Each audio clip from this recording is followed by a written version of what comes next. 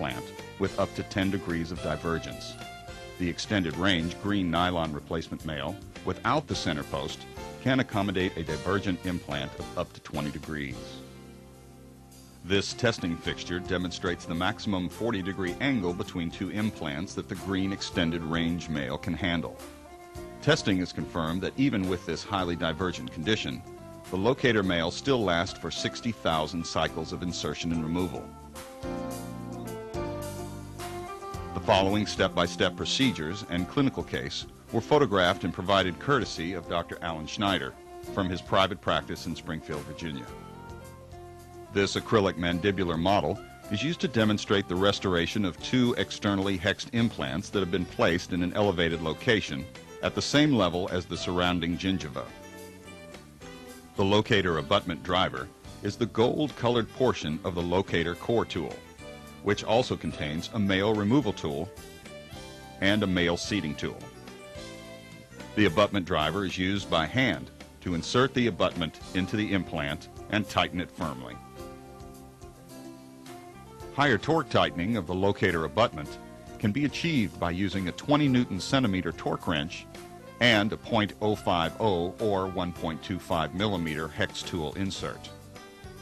The backside of the Locator abutment driver has an internal hex that is designed for use of a torque wrench.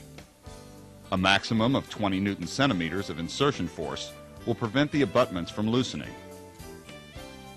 The Locator abutments maintain a very low profile, even on implants placed as shallow as those used in this demonstration model. Snap a Locator parallel post onto each abutment to check that the implants are parallel. If the implants are not parallel, Zest Anchors provides an alignment pin and angle measurement guide that can be used to easily determine the degree of divergence of an implant fixture. The alignment pin has 4 different thread patterns that will match those types of implants on the market. Insert an alignment pin into each divergent implant. The angle measurement guide is held level with the path of prosthesis insertion to determine whether the degree of divergence for each implant will require the use of a Locator white or green replacement male. A Locator impression coping and abutment analog are used for the indirect processing of the denture cap male by the dental laboratory. Place a Locator impression coping on each Locator implant abutment.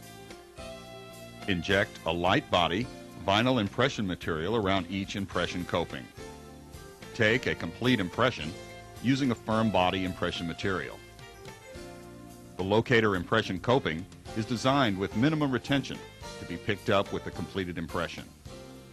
The Locator abutment analog is designed with a very precise fit into the Locator impression coping, allowing for an accurate transfer to the working model.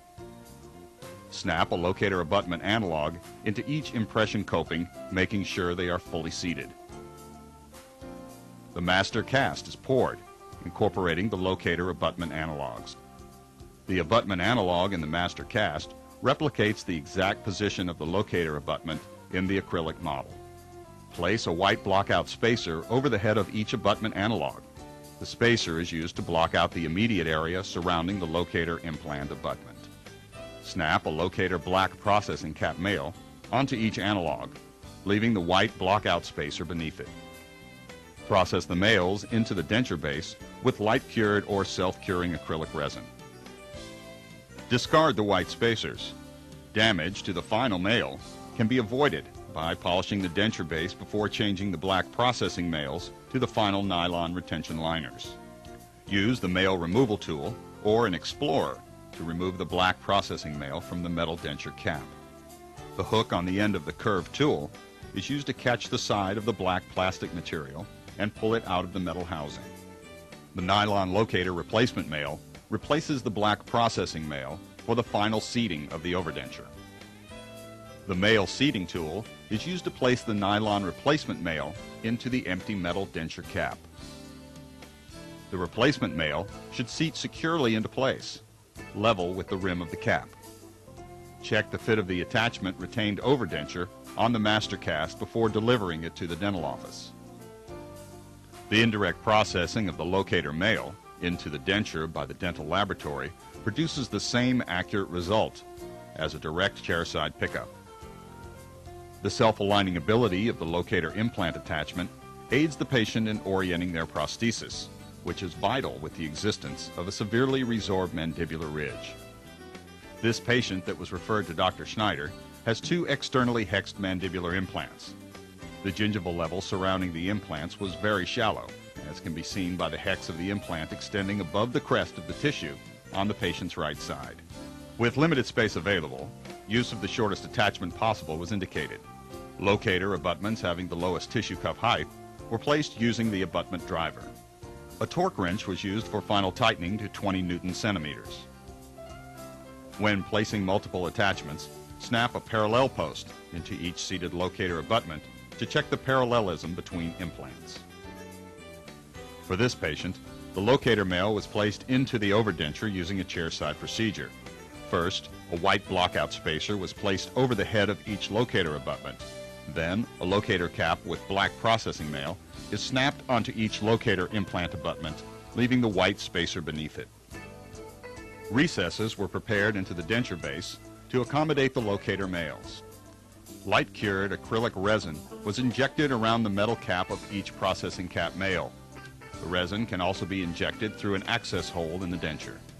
The denture was inserted into position in the oral cavity, maintaining the denture in a passive condition without compression of the soft tissue while curing with the light.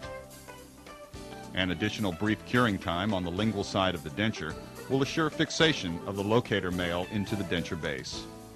The white blockout spacers remained in place when the denture was removed. The white spacers are easily removed with an Explorer instrument.